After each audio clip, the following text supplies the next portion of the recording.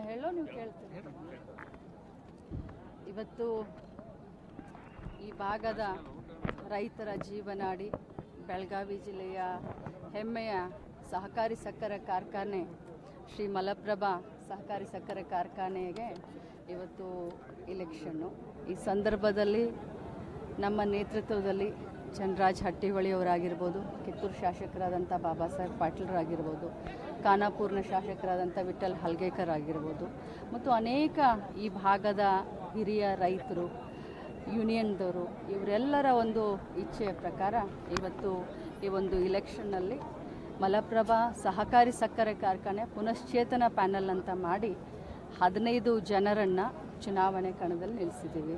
ಬೆಳಗ್ಗೆ 10 ಗಂಟೆಯಿಂದ ಬಹಳಷ್ಟು ನಿರೀಕ್ಷೆಗೂ ಮೀರಿ ರೈತರು ಉತ್ಸಾಹದಿಂದ ಈ ಚುನಾವಣೆಯಲ್ಲಿ ಭಾಗವಹಿಸ್ತಾ ಇದ್ದಾರೆ.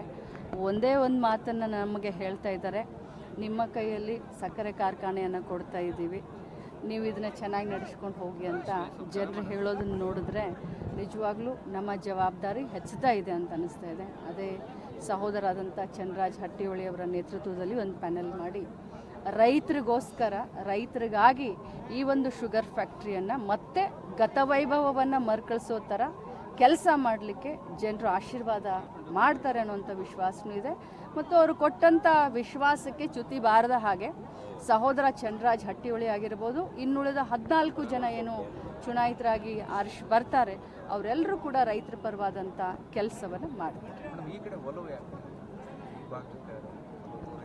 ನಾನು ಈ ತಾಲೂಕಾದ ಮಗ, ಫೌಂಡರ್ ಡೈರೆಕ್ಟ್ರು ನಮ್ಮ ದೊಡ್ಡಪ್ಪ, ನಮ್ಮ ಮಾವನವರಾದಂಥ ಗುರುಸಿದ್ದಪ್ಪ ಹೆಬ್ಬಾಳ್ಕರ್ ಅವರು ಫೌಂಡರ್ ಡೈರೆಕ್ಟ್ರು, ಖಾನಾಪುರ ತಾಲೂಕು, ಕಿತ್ತೂರು ತಾಲೂಕು, ಬೈಲಹೊಂಗಲ ತಾಲೂಕು, ನಮ್ಮ ಇನ್ಯಾವ ತಾಲೂಕು ಬೆಳಗಾವಿ ಗ್ರಾಮೀಣ ತಾಲೂಕು, ಈ 4 ತಾಲೂಕದಿಂದ ಅತಿ ಹೆಚ್ಚು ಷೇರುದಾರರಿದ್ದಾರೆ. ಸೊ ನಮ್ಮ ಹಕ್ಕು, ಈ ಕಡೆ ಒಲವು ಅಲ್ಲ, ಇದು ನಮ್ಮ ಹಕ್ಕು. ಮೇಡಮ್, ಇನ್ನೊಂದು ಪ್ರಚಾರ ಆಗ್ತಾ ಇತ್ತು, ಖಾಸಗೀಕರಣ ಮಾಡ್ತಾರೆ, ಈ ಬಗ್ಗೆ ಸ್ಪಷ್ಟೀಕರಣ. ಖಾಸಗೀಕರಣ ದೂರದ ಮಾತು. ನಾವು ಇಲ್ಲಿ ಬಂದಿರೋದು ಮುಳುಗ್ತಾ ಇರುವಂಥ ಈ ಶುಗರ್ ಫ್ಯಾಕ್ಟ್ರಿನ ಪುನಶ್ಚೇತನ ಮಾಡಬೇಕು, ಮರುಕಳಿಸಿ ಆ ಗತವೈಭವವನ್ನು ತೆಗೆದುಕೊಂಡು ಬರಬೇಕು ಅನ್ನೋದು. ನಮಗೆ ಭಗವಂತನ ಆಶೀರ್ವಾದದಿಂದ ಒಂದಲ್ಲ 2 ನಮ್ಮ ಖಾಸಗಿ ಶುಗರ್ ಫ್ಯಾಕ್ಟ್ರಿ ಇದ್ದಾವೆ. ನಾವು ರಾಜಕಾರಣದಲ್ಲಿದ್ದವರು ಉತ್ತಮ ಹೆಸರನ್ನು ಗಳಿಸಬೇಕು, ಜನರಿಂದ ಪ್ರಶಂಸೆಯನ್ನು ಗಳಿಸಬೇಕು, ರೈತರ ಆಶಾಕಿರಣವನ್ನು ಇನ್ನೂ ಉತ್ತುಂಗಕ್ಕೇರಿಸಬೇಕು, ಅದೊಂದೇ ಭಾವನೆಯಿಂದ ಇಲ್ಲಿ ಬಂದಿದ್ದೀವಿ. ಮೇಡಮ್, ಇನ್ನೊಂದು ಸಾಕಷ್ಟು ಸಾಲ ಕೂಡ ಕಾರ್ಖಾನೆ ಅದನ್ನು ಪುನಶ್ಚೇತನಕ್ಕೆ ತರಲಿಕ್ಕೆ ಯಾವ ರೀತಿ ಮುಂದೆ ಅದನ್ನು ಹಂತವಾಗಿ ಮಾಡ್ತೀವಿ. ಇದು ಭಾಳಷ್ಟು ಪ್ರೀಮೆಚ್ಯೂರು, ಈಗಲೇ ಅದನ್ನೆಲ್ಲ ಹೇಳಲಿಕ್ಕೆ ಬರೋದಿಲ್ಲ. ನಮಗೆ ಆಶೀರ್ವಾದ ಮಾಡಲಿ.